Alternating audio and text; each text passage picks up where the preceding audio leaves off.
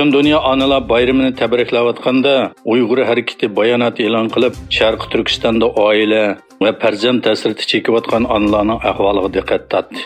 Uyg'ur harakati bayonotida onalar bayramining yiqilishiga ergishib, Uyg'ur harakati dunyodagi barliq onalarga qizg'in tabriklarni bildirdi. Shuning bilan birga Xitoy hukumatining Sharqi Turkistonda davomlashayotgan irqiy qirg'inchiligida Uyg'ur ayollar va bolalarning duch kelgan azob oqibatlarini gavdalantirdi deyildi. Bayonotda mundaq deyilgan: Kommunizm qurbonlarini xotirlash fondining tadqiqotchisi Adrian Zensning bir dokladida Uyg'ur ayollarining majburiy tug'maslik va bola tushirish operatsiyasiga uchirganligi, ba'zi rayonlarda Uyg'urlarning tug'ilish nisbatining kishini hayron qoldiradigan tuvanlashini keltirib chiqarilganligi oshkorlandi. Gollandiya poytaxti Amsterdamning shaharlik parlamenti o'tgan hafta ko'p sonda parlament a'zolarining ovoz berishi bilan shaharlik hukumatning Xitoydan import qilingan kamera va ba'zi yuqori texnikalik mahsulotlarni sotib olmaslik to'g'risidagi qaror loyihasini ma'qullikdan o'tkazgan. Qarorda Xitoyning Uyg'urlarga qaratgan kishilik huquq dafsandichiligi va irqiy qirg'inchiligi bilan chetishligi bo'lgan shirkatlar ishlab chiqargan kamera va ba'zi texnikalik mahsulotlarni sotib olishning cheklanganligi ko'rsatilgan. Mazkur qaror loyihasini Gollandiyadagi Danik partiyasidan bo'lgan parlament a'zosi Sulaymon Koyunju apandi sungan.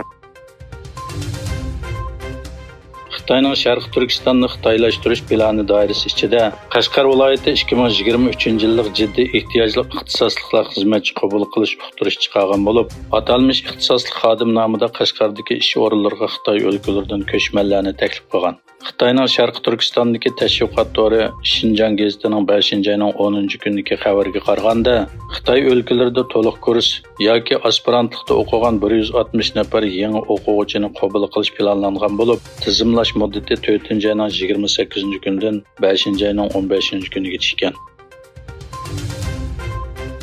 Xitoy askarlikka ilish belgilamasiga tuzatish kirgizgan bo'lib, bir tarafdan yuqori safoliq peshqadam askarlarni chaqirish bilan birga yuqori texnikalik oliy maktab o'quvchilarini taklif qilib, ularni urushga tayyorlamoqda.